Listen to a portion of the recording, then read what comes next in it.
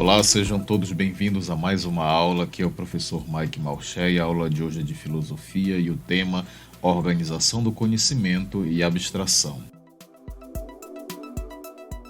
Quem foi Aristóteles? Nascido na cidade de Estagira, pertence ao Império Macedônio. No ano de 384 a.C., Aristóteles foi considerado pela posteridade o mais importante filósofo da Grécia, ao lado de Platão.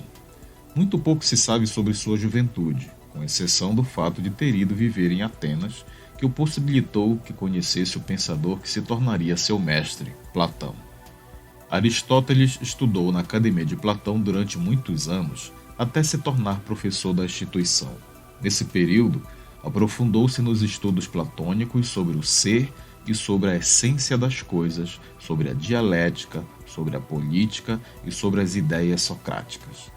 Também estudou ética e aprofundou seus estudos em ciências da natureza, campo do conhecimento pelo qual o pensador tinha preferência.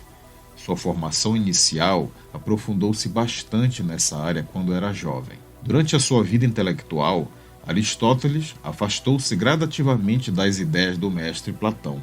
Enquanto Platão considerava válido apenas o conhecimento intelectual da verdade obtido por meio das essências puras, ou seja, um conhecimento puramente intelectual, Aristóteles passou a considerar a validade intelectual de outro tipo de conhecimento, o empírico. Tipo de conhecimento segundo Aristóteles. Segundo Aristóteles, existem 5 níveis ou graus de conhecimento, e o primeiro deles é a sensação. Da sensação surge a memória, tornando melhores do que os outros os seres que podem se lembrar. Por gerarem memória, podem aprender. E nos seres capazes de se lembrar das sensações, é possível desenvolver a experiência. Até esse nível, muitos animais, como a abelha, o cão e etc., conseguem participar. No entanto, o homem é capaz de ir além da experiência e viver também a arte e a ciência. Entretanto, ainda segundo Aristóteles, da memória forma-se a experiência dos homens. Isso porque as muitas lembranças de uma mesma coisa desembocam na experiência. Da mesma forma, nasce a arte e a ciência da experiência. A arte, que para os gregos é uma técnica, um saber fazer, surge das várias reflexões a partir da experiência, entendida como uma análise das semelhanças entre as coisas que geram uma noção básica universal. A experiência é conhecimento dos singulares e a arte dos universais. Por exemplo, entre o obreiro, no caso o pedreiro, e o mestre de obras, o engenheiro, este sabe mais que aquele, isto é, o pedreiro executa seu trabalho perfeitamente, pois é habituado aos casos particulares, conhecendo o que é a sua função. Já o engenheiro sabe o porquê e é por isso que destaca no campo da sabedoria. Aristóteles considera que as sensações não são sabedoria, e sim o mais decisivo conhecimento de objetos singulares, mas não dizem o porquê de nada. Sabem que o fogo é quente, entretanto, não o porquê o fogo é quente.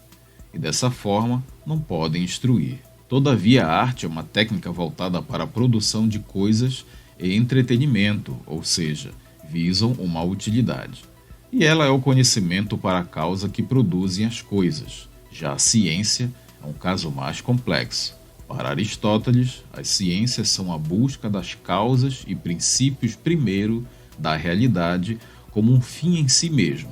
Isso significa que o homem busca esse tipo de saber para aperfeiçoar o seu raciocínio e a sua alma, não para algum fim ou utilidade.